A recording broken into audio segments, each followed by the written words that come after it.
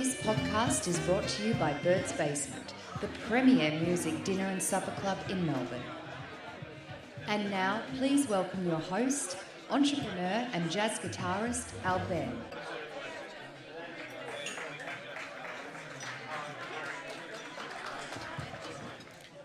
Good evening, everyone.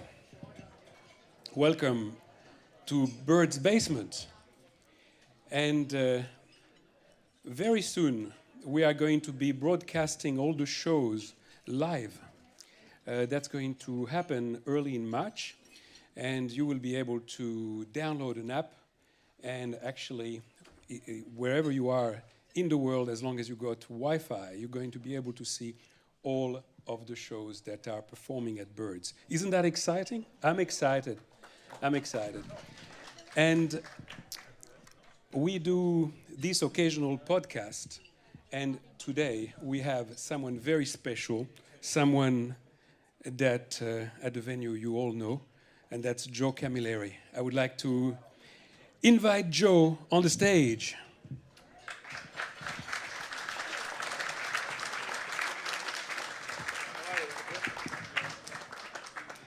Good evening, everybody. Let me not spoil that for you. So for those in the wild world of podcasting, because this it's broadcasted as far as the North Pole probably. For those who don't know, Joe is one of our legends in Australia, a true rock star. He has been inducted to the Hall of Fame, the Area Hall of Fame, back in 2007. And he has under his belt 49 albums. I mean, I don't know anybody else who has recorded 49 albums. And you are just about to record a new one, Joe. Yeah, I'm pretty deep in it, and it's kind of like an unmade bed at the moment.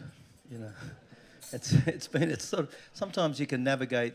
Some things just kind of come into place. Other things just take it. You know, you're looking for something, and everything you're doing is not quite where you want it to go.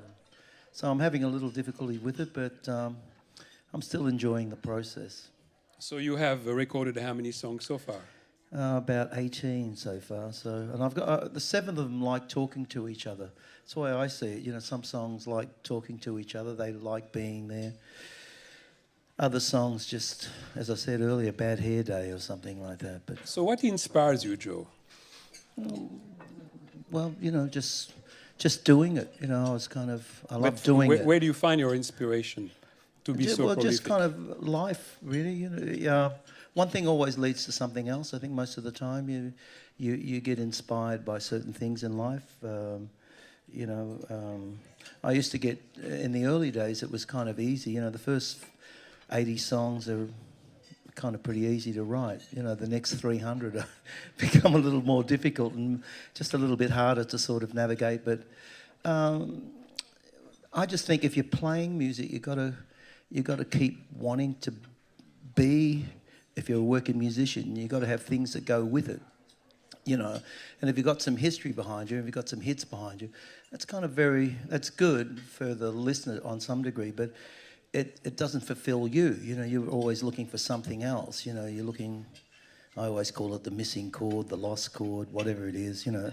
But if you get inspired by something, it gives you an opportunity to sort of finish it, wanting to be there. So I'm inspired by those things, you know. And really, at the end of the day, it's all I know. I know how to...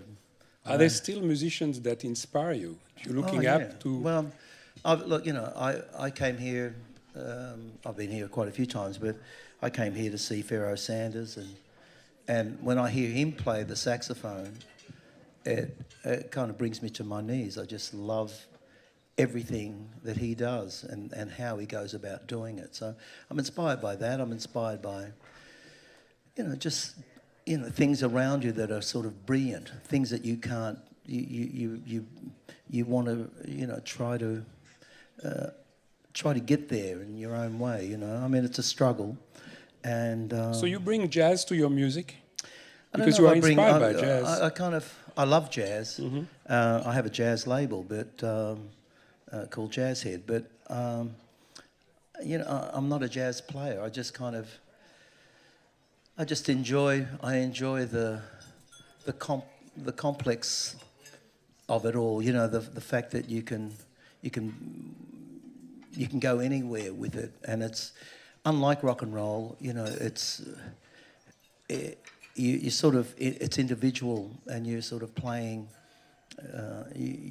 Once you have your solo, you can go anywhere, and on any other given night, that The song could be songs something keep on else. developing on the They stage. do. That's right. They That's keep right. developing. With rock and roll, it's kind of you know, where you got to be as one, and you can still sort of develop things and move things around. And as a singer, I like to. You know, I don't really want to sound exactly like the record. I don't. In fact, I have no interest in that so much. You know, but I want to play homage to the song, and I don't want to ruin it for the general public. But I also want to find something in it that inspires me to want to do that song again, you know, tomorrow night, the next night, you know. So you're kind of reinventing it, but still within certain confines. Well, from that point of view, I like to look at it as a jazz player would. But, you know, there's restraints and there's restrictions in the style of music that you play. So you are coming tonight with the Black Sorrows. Yeah. And so who is the current lineup of the Black Sorrows? Well, the lads have been with me for quite a while, which is Angus Bircham on drums, Mark Gray on bass, Claude Caran's on guitar, John McCall on piano, and you know, they're pretty good. They're a heavy lot, you know. We can do a lot of different things, and what I like about people that when we're working together is. It's not scripted, so everything is available to us. And from that perspective, once again, it has that jazz element to it, you know. So I'm not governed by a song list. I'm thinking about the people in front of me, and around me, and you know, it's all up in the air, and I like that. And there is one very important band member that you've forgotten. And that's your brother, Peter Camilleri. Yeah. He's behind the desk. He's our sound engineer at Bird's Basement, and he's doing a fantastic job. He's doing a wonderful job. And he cut my microphone because I'm embarrassing him, right? Well, you So, let me be. Ladies and gentlemen, Peter Camilleri. Yeah. So, Joe, what can we expect this evening? Are you going to play some new songs? I'm gonna. Well, as I said, you know, I don't really know what the first song is yet, and so I'll take it from there. I've got new songs. I just want to have fun with it. So I'll start off with something, and so this is what I'll do. I'll say to the band, "What do you think we should start with?" And they'll say something. I say, "Nah, I don't want to do that." And then it goes from there, really. And so sometimes, and this is what's really nice about the guys too. You know, there's a nice feeling. So we were able to sort of say 10 seconds before the first song, you know, it's still uncharted. Yeah, I don't know about you. I totally forbid my musicians to have any music on stage. Yeah. Are you the same? Pretty much, yeah. No, well, there's no music on stage So for you us. Yeah. just play. But just play. Sometimes I have a senior moment, you know, and occasionally forget the words, and I'll turn around to the drummer and I'll say, "What's the first line?" And he says, "I'm the drummer." But you have an advantage. You have a public who knows all your songs, so Well, they can know. sing along with you. I hope so. I hope they have. And so you have a sellout show this evening. You Yeah. always have a sellout show at Birds. Yeah. And Well, that's nice. you've got a wonderful public, and we are very excited to have you here. Well, you know, thank you very much, and thank you very much for all coming, and I hope we have a wonderful night, and so please don't call out for anything. I'll be controlling the situation. All right. Ladies and gentlemen, Joe Camilleri. Thank you very much. Thank you. I'll slip into something more comfortable. Thank you, Joe.